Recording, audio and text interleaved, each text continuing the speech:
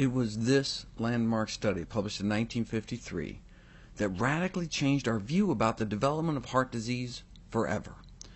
A series of 300 autopsies performed on U.S. battle casualties of the Korean War. Average age, 22. 22 years old, but 77% of their hearts had gross evidence, meaning visible to the eye evidence, of coronary atherosclerosis, hardening of their arteries. Some of them had vessels that were clogged off 90% or more. As an editorial in the Journal of the American Medical Association concluded, this widely cited publication dramatically showed that atherosclerotic changes appear in the coronary arteries years and decades before the age at which coronary heart disease becomes a clinically recognized problem, before symptoms arise. Follow-up studies on the hearts of thousands more soldiers over the subsequent years confirmed their results. How young does it go? Fatty streaks, the first stage of atherosclerosis, was found in the arteries of 100% of kids by age 10. What's accounting for this buildup of plaque even in childhood? In the 80s, we got our first clue, the now famous Bogalusa heart study, looking at autopsies of those dying between the ages of 3 years old to age 26, and the #1 risk factor was cholesterol. You could see the stepwise increase in the amount of their arteries covered in fatty streaks as the level of bad cholesterol in the blood increased. As powerful as this was only looking at 30 kids. So they decided to study 3,000. 3,000 accidental death victims, ages 15 through 34. After thousands of autopsies, they were able to produce a scoring system, able to predict advanced atherosclerotic lesions in the coronary arteries of young people. The higher your score, the higher the likelihood you have these lesions growing in your heart. So if you're in your teens, 20s, early 30s, and you smoke, your risk goes up a point. If you have high blood pressure at such a young age, that's 4 points. If you're an obese male, 6 points. But high cholesterol was the worst. If your non-HDL cholesterol, meaning your total cholesterol minus your good cholesterol, is above like 220, that's like 8 times worse than smoking. So let's say you're a young woman with relatively high cholesterol, but you don't smoke, you're not overweight, your blood pressure and blood sugars are fine.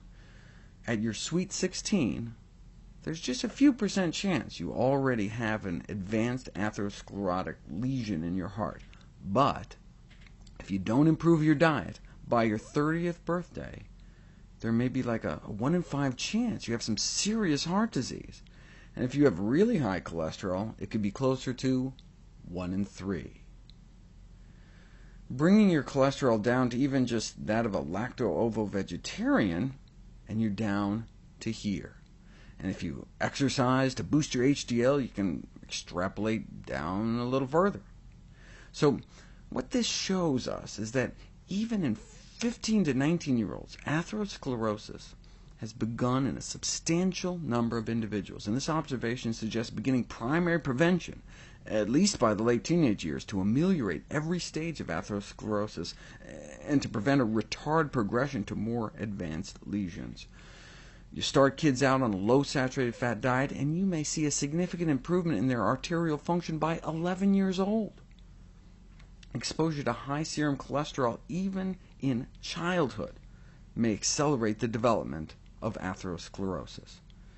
Consequently, the long-term prevention of atherosclerosis might be most effective when initiated early in life, as in 7 months of age. Atherosclerosis, hardening of the arteries, begins in childhood. Remember, by age 10, nearly all kids have fatty streaks, the first stage of the disease. Then, the plaques start forming in our 20s, and get worse in our 30s, and then can start killing us off. In our hearts, it's a heart attack. In our brains, it's a stroke. In our extremities, it can mean gangrene. In our aorta, an aneurysm. If there is anyone watching this video that is older than 10 years of age, the choice likely isn't whether or not to eat healthy to prevent heart disease. It's whether or not you want to reverse the heart disease you already have. We tend to think of rural China as a place with a fraction of our disease rates, forgetting about Africa.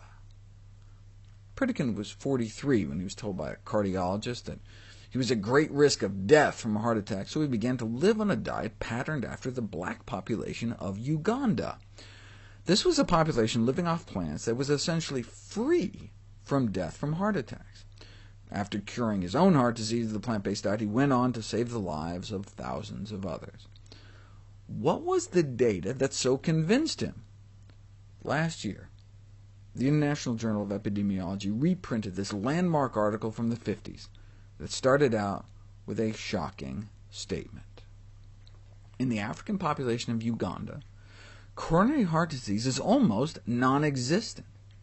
Our number one cause of death almost non-existent? What were they eating? Plantains and sweet potatoes, other vegetables, corn, millet, pumpkins, tomatoes, and green leafy vegetables are taken by all, and their protein almost exclusively from plant sources. And they had the cholesterol levels to prove it, similar to modern-day plant eaters. To lower our cholesterol through diet, we need to avoid three things: trans fats, saturated fats, and cholesterol. Trans fats are mostly in junk food and animal products. Here's the top food sources of cholesterol-raising saturated fat. That quarter-pounder doesn't come in until 8. Right? It's cheese, ice cream, chicken, then pastries, pork, reduced-fat milk, and then our burger. Whereas cholesterol found in the American diet, number one's not beef, it's eggs and chicken, and then beef, cheese, pork, and fish, before getting to cakes, cookies, donuts, and ice cream. How much should we reduce our consumption of these foods? What are the tolerable upper intake levels for trans fat, saturated fat, and cholesterol? The Institute of Medicine did not set upper limits for trans fat, saturated fat, and cholesterol because any intake level above 0 increased bad cholesterol, LDL cholesterol. Erectile dysfunction and our number one killer, coronary artery disease, are just two manifestations of the same disease: inflamed, clogged, and crippled arteries, regardless of which organ. Atherosclerosis is considered a systemic disorder that uniformly affects all major blood vessels in the body. Hardening of the arteries can lead to softening of the penis because stiffened arteries can't relax normally, open wide, and let the blood flow. So erectile dysfunction may just be the flaccid tip of an iceberg in terms of a systemic disorder. In 2/3 of men showing up to emergency rooms for the first time with crushing chest pain, their penis had been trying to warn them for years that something was wrong with their circulation. Why does it tend to hit the penis first? Because the penile arteries in the penis are half the size of the coronary arteries in our heart. That particular artery is the so-called widowmaker. So the same amount of plaque in the heart that you wouldn't even feel could half clog the penile artery, causing a symptomatic restriction in blood flow. You may not feel chest pain until about here. That's why erectile dysfunction has been called penile angina. In fact, by measuring blood flow in a man's penis, you can predict the results of his cardiac stress test with an accuracy of 80%. Male sexual function is like a penile stress test, a window to the hearts of man. Hyperlipidemia and sexual function in premenopausal women. Those with high cholesterol reported significantly lower arousal, orgasm, lubrication, and satisfaction.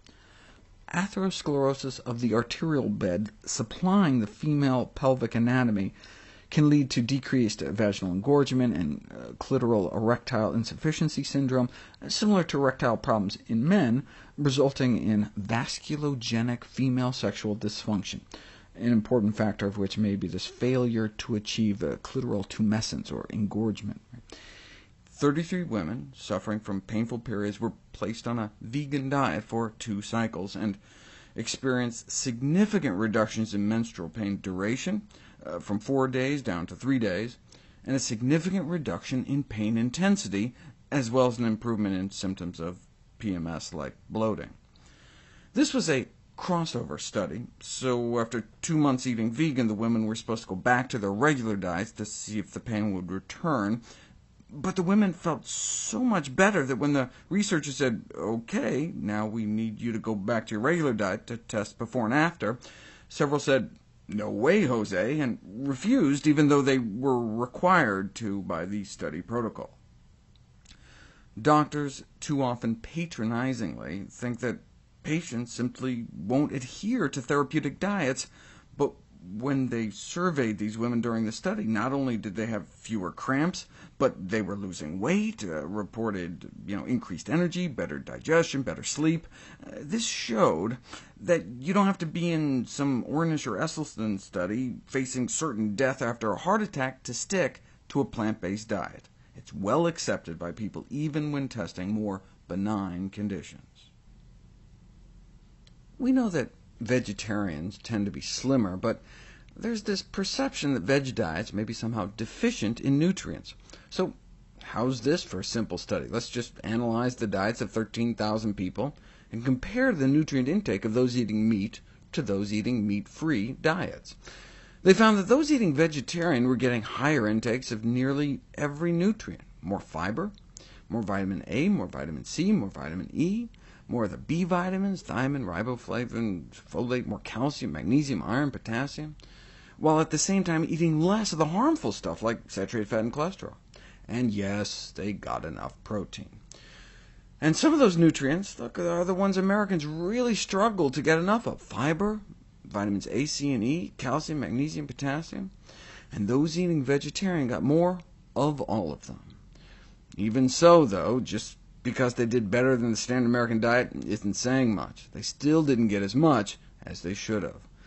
I mean, yes, those eating vegetarian ate significantly more dark green leafy vegetables, but that comes out to just 2 teaspoons of greens more. In terms of weight management, the vegetarians were consuming on average 363 fewer calories every day. That's like what people do when they go on a diet and restrict their food intake. But that seemed just like what vegetarians ate normally. So a vegetarian diet could be considered an all-you-care-to-eat version of a calorie-restricted weight loss diet, naturally inducing weight loss and also helping maintain healthy weight status long-term. So just following a vegetarian diet alone without focusing on calorie reduction could result in weight loss. How sustainable are more plant-based diets long-term? They are, in fact, among the only type of diets that have been shown to be sustainable long-term, perhaps because not only do people lose weight, but they often feel so much better.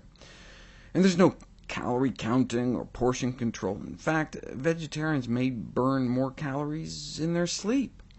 Those eating more plant-based diets appear to have a 11% higher resting metabolic rate. Both vegetarians and vegans in this study just naturally seem to have a revved-up metabolism compared to those eating meat. Having said that, the vegetarian diet pattern in this study included eating eggs and dairy, so while they were significantly slimmer than those eating meat, they were still, on average, overweight. As we've seen before, the only dietary pattern associated with, on average, an ideal body weight was a strictly plant-based one.